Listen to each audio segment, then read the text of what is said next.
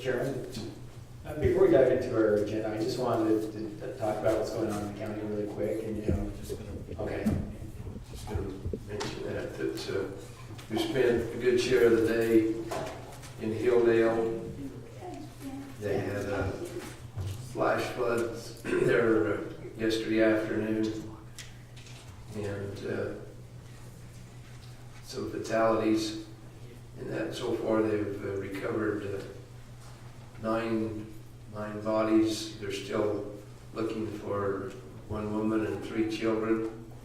They're down to one. They Found some more. Okay. found some more just recently. So there's one child still remaining missing. Sad. That's good that they've been able to find those others. Three children got to the banks safely.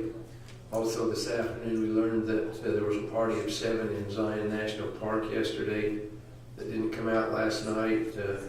They located, as of about 4 o'clock or about 3 o'clock, 2:30 or 3, the 2 bodies of that 7, and it doesn't look very good for the other remaining 5. So that would all been from the same storm, because Zion's about 10 miles or so north of where the storm hit in Hilldale, up on top there. So quite a big loss for the area, and we wish our best to those families that are affected by that in the community of Hilldale.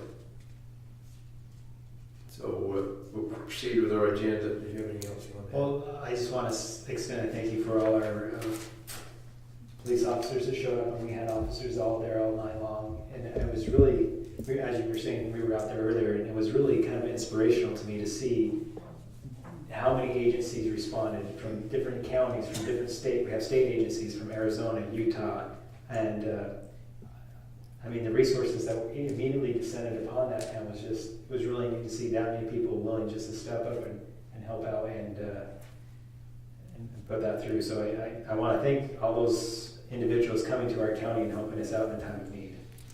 And as we mentioned out there, this is definitely the biggest natural disaster that the county's had as far as life lost. And Lieutenant Governor was here and made a similar statement for the state. So it was a sad event. You know, they mentioned that over 25 state and local and federal agencies are there. Last night I went up, and of course Sheriff Pulsifer is very hands-on in these situations, and so he was waiting around in the mud as they were doing all that they could do last night. But he told me as he's leaving, well, I need to go. I have 4 other county sheriffs that have left voicemails that want to know, you know, what aid they can send. And so I agree with you. It's very tragic, but at the same time it kind of really restores a lot of faith in humanity when you see people that just so quickly rally to do everything they can. Yeah, I saw both Iron County and King County sheriff trucks there this afternoon as well. Hey, we'll move on with our agenda and with the consent agenda. And this is the consent agenda as a means of expediting routine matters which come before the commission for approval. The consent portion of the agenda is approved by one non-debatable motion. If any commissioner wishes to remove an item from the consent portion of the agenda, that item becomes the first order of business on the regular agenda. If there's no objection, I'll go ahead and make a motion that we approve the consent agenda, specifically item A, approval of the auditor approved claims for payment for September 2nd through 2015 through September 15th, 2015. Item B, approval of administrative adjustments to real property. Item C, approval of administrative adjustments to personal property. And D, approval of applications for property tax abatement. I second that, Mr. Chairman. Okay, we have a motion and a second. All in favor? Aye. Motion carries.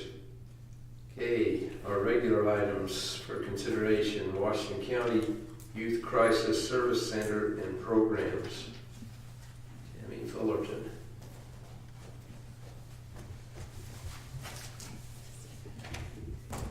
I had a PowerPoint, but I forgot my cord, so you're going to not be bored by PowerPoint because it was to me. My name is Tammy Fullerton, and I'm the program administrator at the Washington County Youth Crisis Center. It is a Department of Human Services, Division of Juvenile Justice Services program that's located just a couple of blocks up the street on 200 East and 200 North, tucked in behind the City Commons building. About 4 years ago, I had the privilege of first coming to the county commission meeting and asking for money.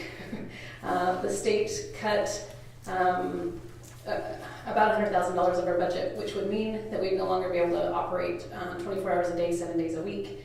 And so together with the county and some of our local cities, we were able to put together emergency funding to keep us open 24/7 at that time.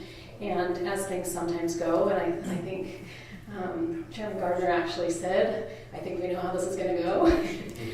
The state didn't give the money back. And so last year, we were able to talk again, and the county was gracious enough to include the money that was contributed into the base budget so that it's a routine contribution now.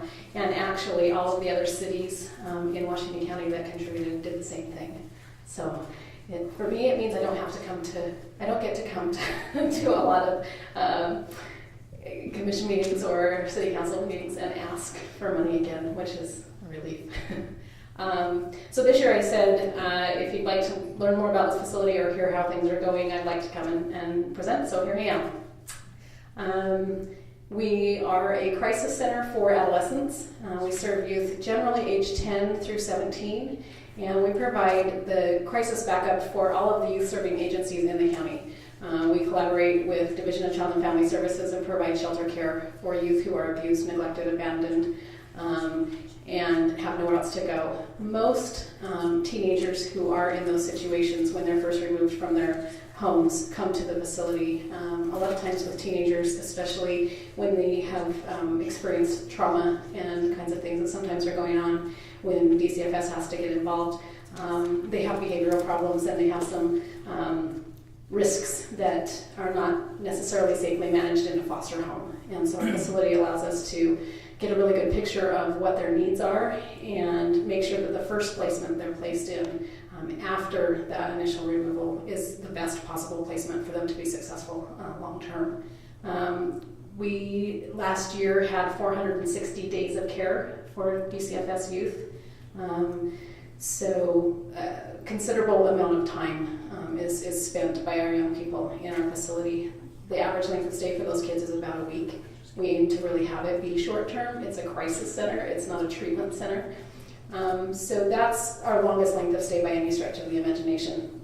We also provide youth services and early intervention services, and those are available for any youth and family in the community who is experiencing the woes of adolescence. So we call it ungovernable. I think that term sometimes just defines teenage. Most of us have experienced some out of control behavior at some point and had some conflict with our parents. When it's significant enough that it's violent, it's dangerous, the young person is running away or exhibiting behavior that is unsafe. Unfortunately, now we're seeing a whole lot of young girls, I want to say probably 14 is about our average age, who don't understand the dangers of the internet and have gotten themselves into positions where parents are afraid that somebody is coming to get them. So we were able to provide safety in some of those situations just for a brief period of time. We collaborate with Southwest Behavioral Health Center and provide crisis backup for them when they have young people who are unsafe for a variety of reasons. It could be emotional disturbance, it could be suicide ideation, it could be drug addiction, it could just be a mental health crisis that can't safely be managed in a home environment or in the school environment. Those kids can come to us. We're able to help calm them down and do some crisis intervention, and usually can resolve things in a matter of hours, if not an overnight type of situation. We collaborate with the Intermountain Healthcare, and if we have a young person who goes to the hospital that doesn't need to be admitted for psychiatric or medical reasons, but probably needs someone to keep a closer eye on them than a family's going to be able to do. You know, parents have to go to sleep, and they're able to come over to the crisis center. We can provide that 24-hour supervision, and most of the time crises resolve fairly quickly, and so we're able to handle those situations in usually a number of hours, if not a couple of days. We also now have a Department of Workforce Services grant to offer youth mentoring. It's a brand new program we just started in January, and we have 3 staff members who are going into our local middle and high schools and working with the most difficult to reach kids. It's hard to really quantify that for a lot of people that don't work with teenagers, but when I say to a school vice principal or a school counselor or a school resource officer, the most difficult to reach, they know exactly who I'm talking about. So you're going into the school before they come to you? Yeah, trying to do some intervention and following up afterwards. You know, if we have a young person who comes in and we're still concerned, they'll follow up with them at the school, at the home. They're in the community as well. They're going to skate parks and the other places where a lot of youth hang out. You know, unfortunately, we do have drug dealers and gang recruiters that live here and are putting in a lot of time to try and entice our kids into those kind of behaviors. So we're kind of trying to put in equal time with a positive adult who, you know, has the best interest at heart of those youth.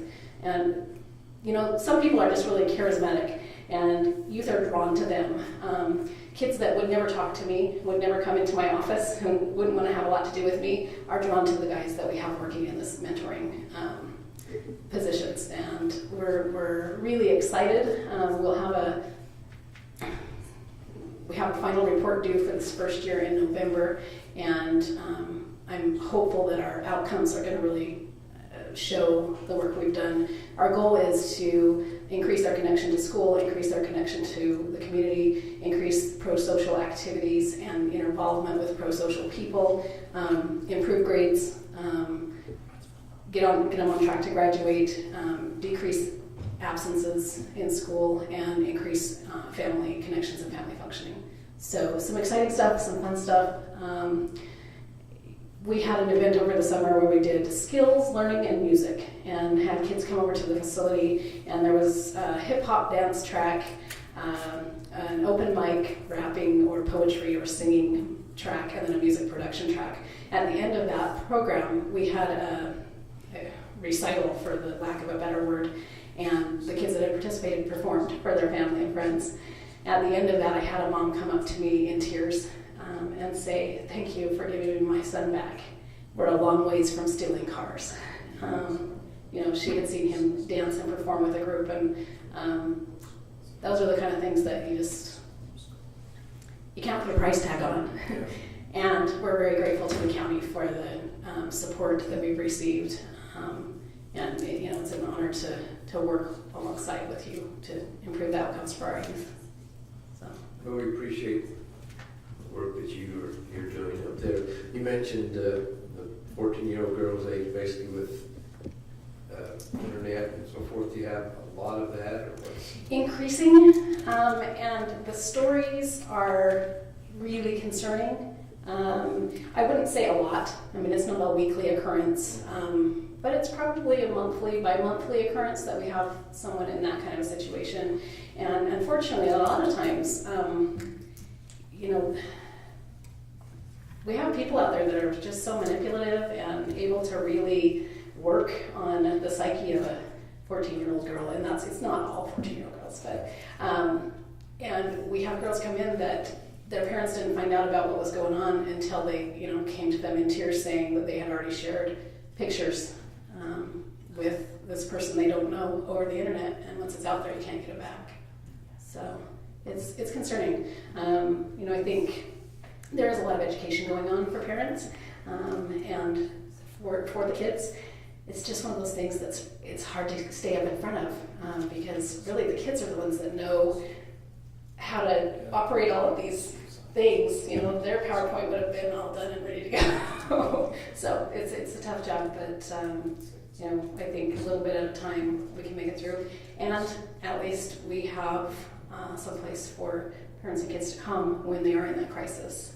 That's the other thing that it's a 24/7 facility that's staffed by very trained people, and we'll have parents call and say, my kid locked themselves in the bathroom, what do I do? And we try and walk them through it. We have parents who bring their kids, kind of kicking and screaming through the door saying, I'm going to kill them, and able to sit down and talk.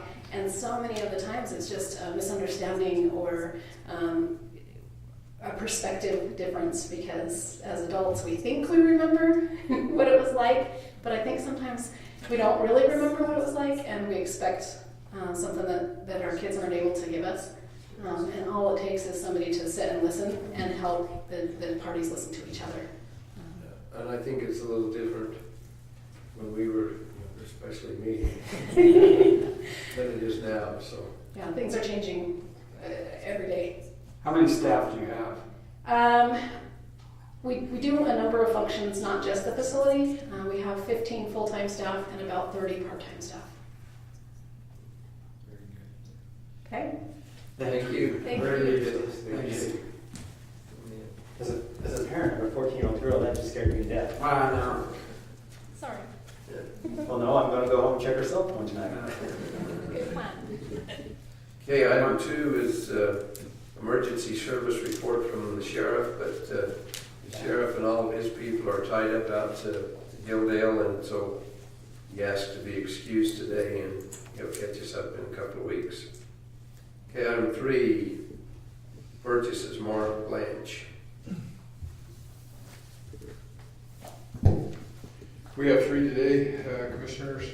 The first one is for the St. George Convention and Tourism Office, and this is for a golf campaign that they have. And this is a budgeted item that they have budgeted for the year, and it is for $20,000. The next one we have for them is, and it's for St. George Convention and Tourism Office also. And this is to fulfill an agreement they have with Dixie Center to help repair the roof. And they have budgeted this in their budget, so that is also a budgeted item for them.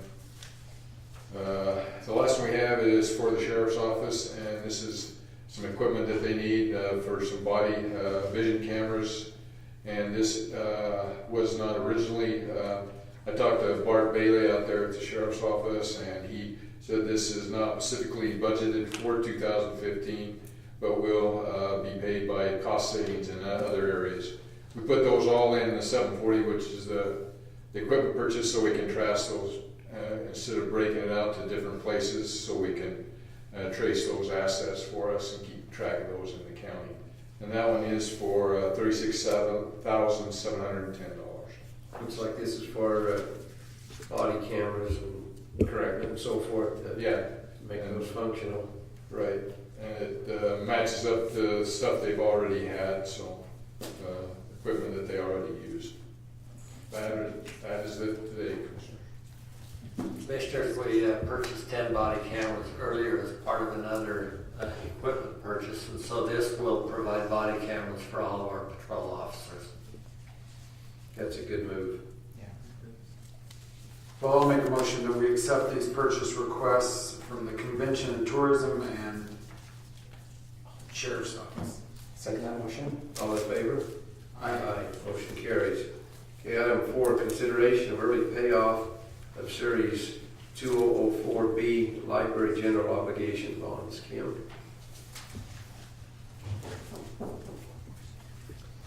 Just mentioned before Kim gets started, he and his son showed up out Colorado City this morning while we were there to help in those searches, so thank you for your... We do a bit of good, though, I'm afraid, that we were there. Well- And I'd like to add my voice to your voices, expressing sympathy and condolences to our good friends out there, and also for the families there and for the hikers in Zion. So, wish we could do more to help them other than express that, but anyways. Just have a recommendation for you today, Commissioners. We have some general obligation bonds that are due to be paid off in 2017. We're library general obligation bonds. We would like to, we'll make our regular payment on those bonds in October of this year, next month, and then we'd have 2 payments left, 16 and 17. When we have money accumulated in our debt service fund, that we could pay those off early. It would result in just over $56,000 of interest savings on those final 2 payments for the next 2 years. And just to give you an idea, when we do a tax rate for general obligation bonds, essentially we can tax for whatever we need to cover those because the voters have approved the expenditure of the money for bonds. And for 2015, the tax rate for general obligation debt service was 0.000227. If those bonds were paid off, that rate this year would have been 0.000187. So a substantial savings to the taxpayers of Washington County. So we make that recommendation to you to allow us to make that payment just a couple of years early. So this will not be for the benefit of the public. This is not additional money that we'll be saving and going into another thing that we'd normally be paying interest with. This will be money that we do not collect in taxes that would have gone to the interest payment. That's interest and principal payment. Essentially, how we accumulate money in the debt service fund, we set a tax rate to pay the debt service, but in general, we'll collect a bit more than that, and we'll also collect money on prior year's taxes. And that money has to stay in debt service and only be used to pay off that debt. And we've accumulated a bit in there, and we think that since this really doesn't generate any interest for us to have that money in the bank, it's better off to pay the debt off and save that money going forward. Yep. Absolutely. Appreciate you bringing that up. So do we need to make a motion on that, or just you want us to be aware of that? We'd like your approval to go ahead and make that payment early. Okay. It's substantial. It's going to be $800,000. So we'd look for your approval to go ahead and make that payment. Okay, Chairman, I'll go ahead and make a motion that we approve the early payoff of Series 2004B Library General Obligation Bond as outlined by our Clerk Auditor, Kim Haven. I'll second that. It's always good to pay off debt. Yeah. All in favor? Aye. Motion carries. Okay, item number 5, consideration of ordinance number 2015-1054, an ordinance creating a trust fund to be known as the Public Land Corner Preservation Fund to pay expenses for the establishment, reestablishment, and maintenance of corners of government surveys. Ron can, Oh, okay, I'm sorry, I didn't see Ron that. nominated me to come up. Ron, If you yeah. have any questions, then I'm going to delegate it to Ron. So we put together this ordinance because it says under statute that you can create a fund that the monies used in the fund can only be used to restore or reestablish or establish corner surveying markers. And it has to be established by ordinance. And that's what this does. But to clarify, we aren't creating a new fee or a new expense to anybody. There's already a fee when you go to file a survey map in the map depository, which in our county is at the recorder's office. They charge a $15 fee. That fee has already been there for a long time, and it's always been put into a separate fund anyway. We're just designating this fund as the fund that it will go to. So all funds now that go into to pay for the map depository fee will go into this fund for the preservation of survey corners. It's nothing new. It's just a new fund that we are calling it that, so that we are eligible to receive money from the state. Are there any questions about it? And then we go out and make sure that who goes out and makes sure that they're preserved? Is that? We will go out and check them to make sure that the survey corners are there. If they're in bad repair or missing, we'll contract with someone to reestablish those as they should be. Because I think on my way to Virgin, somebody's like taking all the dirt except for one little spot where there's a survey corner at the top. You seen that one? It's like 6 feet high. I haven't. If you'd show me that, I'd be happy to look at it. On your way to Sheep's Bridge, it's like a little pillar right there. You know, keep thinking, well, gee, I hope it doesn't fall over and that precious. We'd like to know about those so we can reference them out before they are disturbed and put them back. I'm just giving you a hard time. Have you seen that one, Dean? No. I have seen them excavate land and leave just a little pillar of land with the marker right on top. So are they supposed to call us and have us come reset that? We're supposed to call the county surveyor's office before they disturb that corner so we can reference it out, and then when they disturb it, it's easy to put right back in the same location. All right, I'm ready for motion. All right, Mr. Chairman, I'd like to make a motion that we adopt ordinance number 2015-1054, an ordinance creating a trust fund to be known as the Public Land Corner Preservation Fund to pay expenses for the establishment, reestablishment, and maintenance of corners of government surveys. Second that motion? Okay, we have a motion and a second. All in favor? Aye. Motion carries. Item 6, consideration of resolution R 2015-1935, a resolution appointing Zachary Renstrom to the Washington County Flood Control Authority Board. Well, we thought that he was already on the board, so we're excited to do it again. I've been going to all the meetings for the past couple of months. Hasn't even been getting credit for it, so. All right, well, I'll nominate. Now, I expect you to stop floods, now that you're the flood authority. Yeah, good luck. So, Mr. Chairman, I make a motion that we adopt resolution number R 2015-1935, a resolution appointing Zachary Renstrom to the Washington County Flood Control Authority Board. I'll second that. All in favor? Aye. Okay, thank you. Motion carries.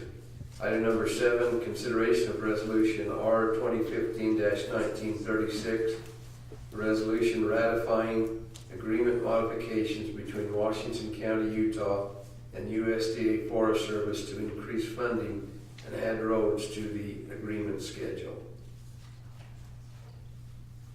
I think this is one that Mr. Whitehead ought to come up and speak to this time for sure. We're all looking back there. Okay.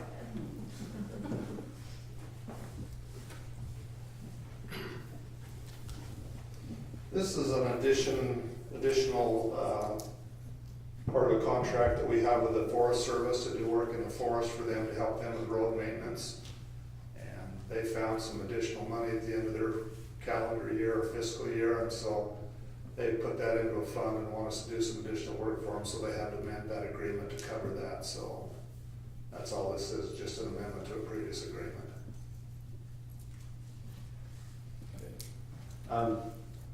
Chairman, I will go ahead and make a motion that we approve resolution number R-2015-1936, a resolution ratifying an agreement modification between Washington County, Utah and the USDA Forest Service to increase funding and add roads to the agreement schedule. Second that. All in favor? Aye. Okay, motion carries. Ron?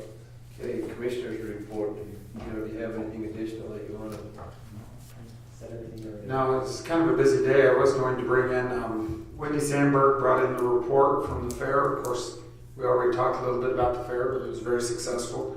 We've always asked the fair board to earn back half, and they seem to do that this year. Don't hold me to the exact number, but I think it's right around $120,000 that they've earned in revenue, and she's finishing up the last details, but as always, Wendy Sandberg does a great job. It must be Bob coaching her, but she does an excellent job on that fair. Please give her our warmest thanks. So that's all I have to say. Okay. She does do a great job. She does.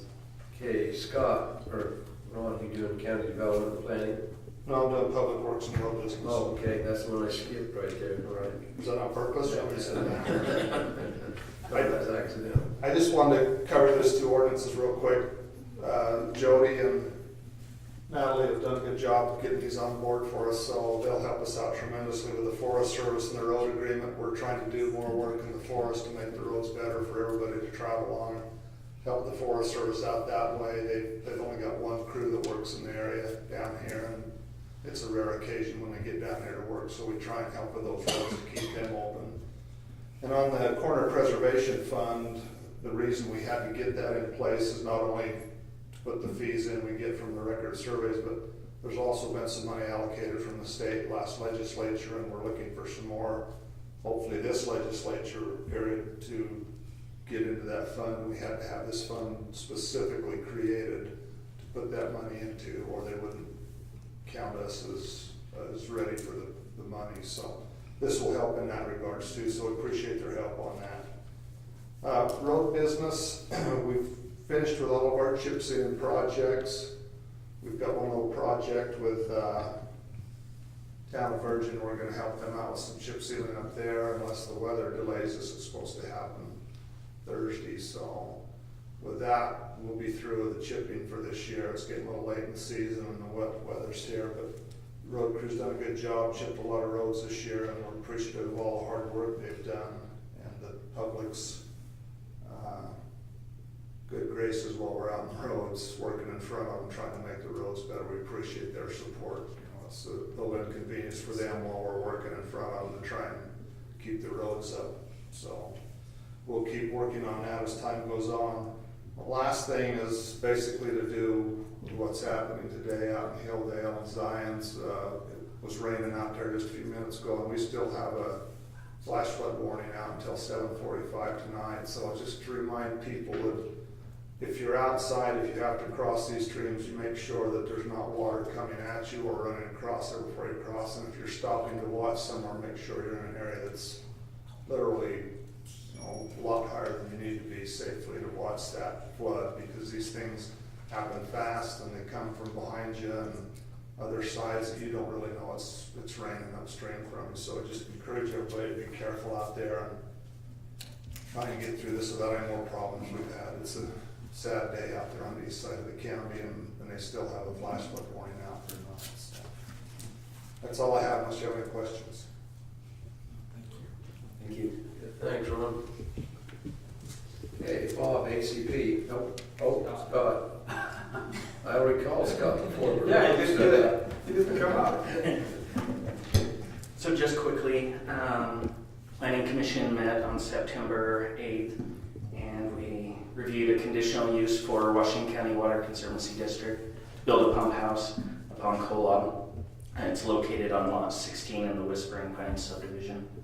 It met all the requirements, and so the conditional use permit was granted, and they've already begun work on it, I believe. And then the final plat for the Ava James subdivision. Glad that's not my phone. The Ava James subdivision final plat was approved. That was just for the two lot split. And then Planning Commission, we're having a work meeting coming on September 22nd to be talking about the subdivision ordinance and possible changes to that. At some point, maybe it'll be coming to you for review. And just also coming up on the next Planning Commission meeting, we'll have small subdivision, two-lot subdivision, and then also someone that's interested in doing a glamping site with some yurts on Dalton Wash, and so they're wanting to get conditional use approval to put in a couple of yurts in the campground there. I'll be happy to answer any questions. So how many yurts will that give us in the county? That I know of, I don't know how many we have. I think Smith Mesa has 2 or 3, and they're proposing, I think, around 8 or 9 at this location. We've had a lot of interest. I think there's a couple out in Gooseberry too. Mm-hmm. Yeah, we have a lot of interest in people looking at different types of glamping. Whether it's had someone come in that wanted to do some restored, like vintage Airstreams or campers. That one hasn't come to fruition yet, or we haven't received any application, but there's a lot of interest trying to attract people that are coming down here to visit our national park and all the attractions down here. It's just finding a place to make it work. Okay, thank you. Thanks. Thank you, Scott. Ron, Bob. It's been a long day. Been a long It's day. been a been a long day, huh? Well, I just want to say, for the record, you know, since Commissioner Iverson got me in trouble now with my wife, if there's any coaching that goes on, it's Wendy coaching me. You are a very wise individual. I try to be.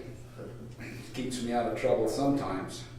I just wanted to make note and report the fact that the county has approved and entered into an agreement to initiate an exchange with Bob Brennan and Brennan Holdings to help facilitate, in keeping with the county's responsibility under the HCP to facilitate land exchanges, an agreement to initiate an exchange which will allow the county to further facilitate and encourage an exchange with the Long Valley parcel with some of the property that Bob Brennan owns up in the Red Cliffs Desert Reserve. So that's moving forward. It continues to move forward in the BLM process, even though that it's a long, slow, difficult process. But the county's doing everything that they can do to try to speed that up and move it along. So just wanted to make note of that. Optimistically, what's the time frame if it went optimistically? Well, I forget exactly what Joy Waking's schedule had, but she had a schedule that felt like that they could get that completed within another year or so. So that's, like I said, it still seems like a long time, but initially, if BLM, you start to talk to BLM about an exchange, you're talking about a minimum of 5-year process to be able to get through that. So the fact that we're this far down the road is a credit to the efforts, I think, of the county and everybody that's been involved in trying to move this thing forward. So It'll be good to get some of that value traded out. it will help a lot on all sides. It might just make notice for those watching TV that this agreement, the ATI that you referred to, this was actually signed in a special commission meeting a week or more ago. Anyway, we call it a special meeting Last Friday. to do that, so we can get things moving. Okay. So, thanks. Anything else? Okay. Well, thank you for being here, and the meeting will now be adjourned.